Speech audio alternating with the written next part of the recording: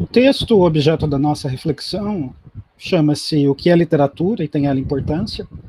É de autoria do Jonathan Culler, professor de teoria literária e catedrático na área de crítica, e faz parte de uma coletânea chamada Teoria Literária, uma Introdução. Um livro que, apesar do seu caráter introdutório, como o próprio nome diz, apresenta algumas peculiaridades no que diz respeito à composição desse texto, porque, apesar de nitidamente ser um texto de introdução aos estudos literários, ele, por vezes, torna o leitor um tanto desconfortável durante a sua leitura. Isso porque o Jonathan Culler se utiliza formalmente na construção retórica do seu texto de uma estratégia que é muito semelhante ao ponto de vista que ele pretende defender sobre a literatura.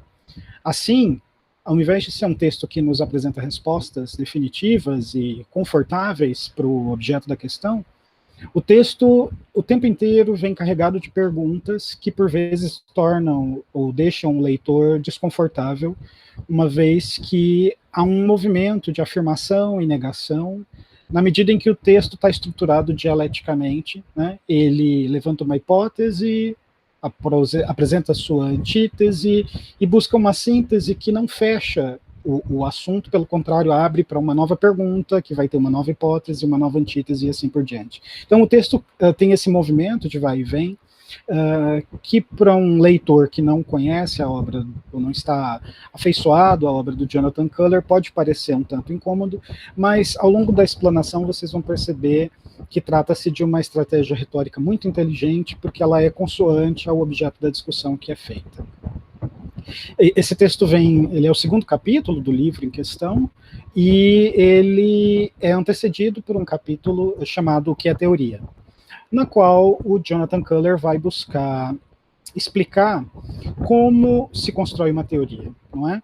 De fato que as teorias são sustentadas por hipóteses, que visam normalmente a responder perguntas do cotidiano, por vezes questionar e colocar em dúvida o senso comum, mas essas hipóteses não são simplesmente hipóteses, de modo que a construção de uma teoria, ela perpassa pela argumentação, pela construção de um raciocínio que sustente aquela determinada hipótese.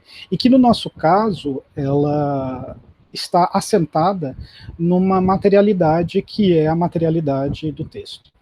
Assim, vocês vão poder perceber, ao longo da discussão das questões que são levantadas pelo Culler, que, por mais que nós estejamos especificamente tratando aqui de literatura, né, o capítulo em questão se chama O que é Literatura e tem ela importância, analogamente vocês poderiam fazer essa mesma pergunta com outros objetos artísticos da tradição, né? Então, o que é arte e tem ela importância, o que é cinema e tem ela importância. De modo que vocês vão perceber que a defesa de alguns argumentos que vai ser feita aqui por mim, a partir do texto do Culler, ora muito estreitamente ao pensamento do Culler, ora já me distanciando um pouco mais, buscando uma visão crítica sobre ele, mas que, de modo geral, esse pensamento é extensível a outros objetos artísticos, não é? Então, o nosso método vai ser justamente esse, de buscar uma leitura compartilhada do texto, em que eu vou lendo e tecendo comentários sobre os aspectos que nos interessam. Então, vamos a eles.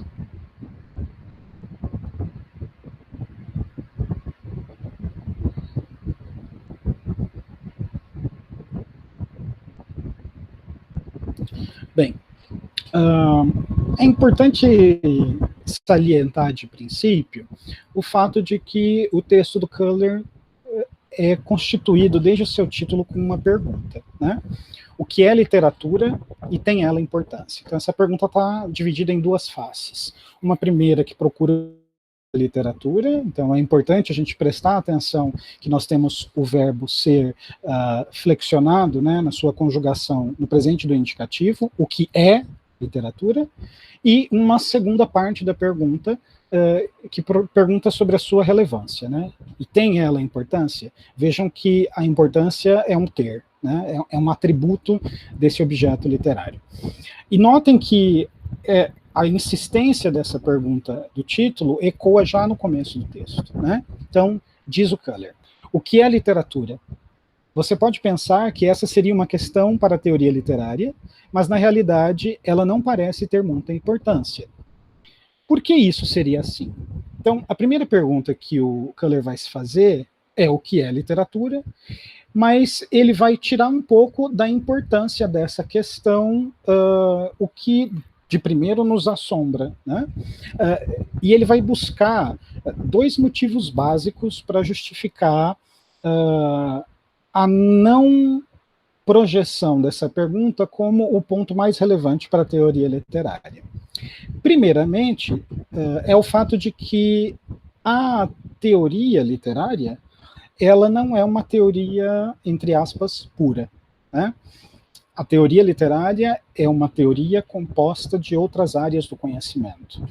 E se eu pudesse fazer uma analogia muito rasa e simples, e reducionista, admito, pensemos, por exemplo, a filosofia. Ainda que a filosofia tenha uma amplitude geral nas coisas do mundo, nós podemos rastrear a filosofia desde a Grécia Antiga para ficar com um marco ocidental. Ou podemos fazer a mesma coisa com a matemática ou com a astronomia. E vamos ver que essas ciências, ainda que tenham sofrido transformações ao longo do tempo, obviamente, elas possuem uma raiz que permite a sua reconstituição com uma certa segurança. O que não acontece com a teoria literária, né? Ainda que nós possamos pensar a teoria literária implicada em textos do Platão, ou mesmo na poética do Aristóteles, como matrizes disso que hoje a gente chama de teoria literária, ela não é uma teoria, entre aspas, como eu já disse, pura. Ela se faz absorvendo conhecimentos de outras áreas, né? Então podemos pensar nas contribuições da linguística do final do século XIX para o início do XX, a contribuição da sociologia desde o século XIX, da psicanálise no começo do XX, das teorias desconstrucionistas na metade do século XX, hoje das teorias feministas. Então, a primeira questão que o Köhler vai apontar para o fato de que a literatura não é um objeto único, é o fato de que a sua teoria, a teoria literária, advém de múltiplas áreas do conhecimento, né? Podemos ver isso aí no segundo parágrafo. Parece haver duas razões principais, né? Para quê? Por que a teoria literária não se pergunta com tanto cuidado o que seria a literatura? Diz o Köhler. Primeiramente, como a própria teoria mescla ideias vindas da filosofia, da linguística, da história, da teoria política e psicanálise, por exemplo, por que os teóricos se preocupariam se os textos que estão lendo são literários ou não? Para os estudantes e professores de literatura hoje, há uma gama inteira de projetos críticos, tópicos para ler e sobre os quais escrever, tais como Imagens de Mulheres no Início do Século XX, em que você pode lidar tanto com as obras literárias quanto com as não literárias. Você pode estudar os romances de Virginia Woolf ou as histórias de caso de Freud, ou ambos, e a distinção não parece metodologicamente crucial, né? Então vejam, como a teoria literária é abrangente nesse modo, ela não necessariamente está presa a um objeto que seria estritamente literário, né? Eu posso, a partir da teoria da narrativa, por exemplo, os sonhos narrados por Freud. Freud mesmo absorve objetos literários na construção da sua metapsicologia. E também posso analisar romances da Virginia Woolf, que são socialmente reconhecidos como literários. Virginia Woolf, Ariano Suassuna, Clarice Lispector, qualquer autor que seja publicamente reconhecido como literatura. De modo que, na sua, entre aspas, essência, não haveria uma distinção muito grande para os teóricos da literatura hoje, não é? E continua dizendo o Köhler. Isso não significa que todos os textos são, de modo algum, iguais, né? Então, ele reconhece que há uma diferença entre um caso relatado pelo Freud e um romance escrito pela Virginia Woolf, mas, apesar dessa diferença, isso não vai ser um ponto crucial para a teoria literária, e ele completa. Alguns textos são considerados mais ricos, mais vigorosos, mais exemplares, mais contestadores, mais centrais, por uma razão ou outra.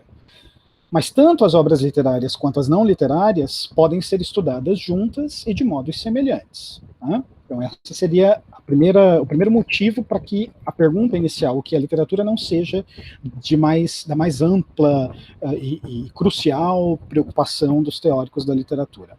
O segundo motivo, né, diz o Köhler, em segundo lugar, a distinção não parece central, Porque as obras de teoria descobriram o que é mais simplesmente chamado de a literariedade dos fenômenos não literários. Qualidade muitas vezes pensada como sendo literárias, demonstram ser cruciais também para discursos e práticas não literários. Por exemplo, as discussões sobre a natureza da compreensão histórica tomaram como modelo que está envolvido na compreensão de uma história. Né? Então, aqui ele está fazendo a distinção entre a história com H maiúsculo e a história com H minúsculo. Ou seja, não é? Assim como a história com H maiúsculo possui personagens que agem sobre determinados objetos ao longo do tempo, desenvolvendo ações, essa é uma estrutura narrativa. Né? Então, assim como uma fábula conta uma história de personagens que agem em um determinado sentido, também a história factual, com H maiúsculo, a ciência da história, está envolvida num processo de narrativa dos acontecimentos do mundo, portanto, de uma determinada perspectiva, etc. Então, vejam o que o Köhler diz em seguida. Caracteristicamente, os historiadores não produzem explicações que são como as explicações proféticas da ciência. Não podem mostrar que quando X e Y ocorre, Z necessariamente acontecerá. Tá? Então, a história humana, ainda que haja certos ciclos de repetição, ela não é uma equação matemática. Né? Nem sempre que determinados fatores se colocam em evidência, necessariamente levarão a Y conclusão. Isso porque, obviamente, a história está levando em consideração as variáveis do contexto, da cultura, etc., que o tempo inteiro estão se modificando. Então, o Köhler vai dizer que os historiadores fazem o quê? Né? Ele diz a seguir: o que fazem, ao contrário, os historiadores, é mostrar como uma coisa levou a outra. Como a Primeira Guerra Mundial veio a eclodir. Não porque ela tinha de acontecer. Né? Então, há uma explicação para o conjunto narrativo que levou àquela situação específica. O modelo para a explicação histórica, continua o Köhler, é, desse modo, a lógica das histórias. A maneira como uma história mostra como algo veio a acontecer, ligando a situação inicial e o desenvolvimento e o resultado de um modo que faz sentido. Né? Então, assim como uma narrativa, e a gente pode pensar num romance, num conto, numa fábula, que possuem essa estrutura, né, de contar uma história, o que o Köhler está dizendo para nós é que a história com H maiúsculo, especialmente a partir da nova história, né, uma tendência ali do século XX, vai perceber que também a história humana ela é uma narrativa, né? E, portanto, há alguém que fala de um determinado lugar, sobre uma determinada perspectiva, e que vai levar em conta, a partir do seu próprio olhar, determinados atores, para entender como as ações desencadeiam nessa história com H maiúsculo, nessa história humana. Então, nesse primeiro momento do introito do texto, vocês podem perceber que o Köhler está tirando da centralidade a questão o que é literatura, a partir de dois motivos. Né? O primeiro foi o fato da teoria literária ser advinda de múltiplos objetos, e que, portanto, se ela vem de múltiplas áreas do conhecimento, ela está disposta a servir para a análise de múltiplos objetos que não são estritamente literários. Né? Eu poderia dizer que a teoria literária é uma espécie de Frankenstein, porque ela vai ter braços da linguística, pernas da psicanálise, enfim, órgãos de diversas, um dorso da sociologia e assim por diante, órgãos de diversas naturezas e ciências e campos do conhecimento, e, portanto, também se servirá ao pensamento sobre objetos múltiplos que não sejam necessariamente aqueles reconhecidos publicamente como literatura. Esse seria o primeiro motivo. E o segundo motivo é a literariedade dos fenômenos não literários, ou seja, o fato de que elementos que a priori eram considerados próprios da literatura, são encontrados em coisas que não são literatura. Né? Então, a gente abre um livro de história do Brasil. A gente sabe que aquilo não é ficção, mas ao ler o livro de história do Brasil, nós encontramos ali uma narrativa. Ou seja, há elementos de teoria da narrativa, há elementos das histórias literárias que são localizáveis, né? Como elementos literários que são localizáveis em fenômenos não literários, como a história do Brasil, só para ficar como um exemplo. Bom, em relação a isso, então, o nosso próximo passo vai ser pensar com um pouco mais de cuidado essa palavra literariedade e qual a implicação dela para a ideia de literatura que nós estamos pensando e construindo a partir do texto do Keller.